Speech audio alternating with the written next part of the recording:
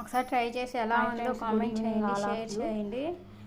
రాగి జావ అందరికీ తెలిసిందే కదా. రాగి జావ వల్ల పిల్లలకి చాలా ఉపయోగాలు ఉన్నాయి. దానివల్ల ఇంకా అంత మెరుగైన రాగి జావ ఈ మధ్యలో ఎవరూ తాగట్లేదు కాబట్టి సింపుల్ రెసిపీగా ట్రై చేస్తున్నాను. కాసిన పాలు పోసుకొని పాలులో కొంచెం షుగర్ వేసుకొని ఒక 10 నిమిషాలు అట్లా కలదిప్పేసి దాని తర్వాత రాగి జావ కలుపుకున్న గ్లాసులో పాలలోకి పోసి టేస్టీగా ఉంటుంది. పిల్లలకి తాపించి చూడండి అందరూ. హెల్దీ అండ్ చాలా బాగుంటుంది. పిల్లలకి ఒకసారి ట్రై చేయండి పాలతోటి. ఎప్పుడు నీళ్ళతోటే కాకుండా ఈరోజు పాలతోటి ట్రై చేయండి.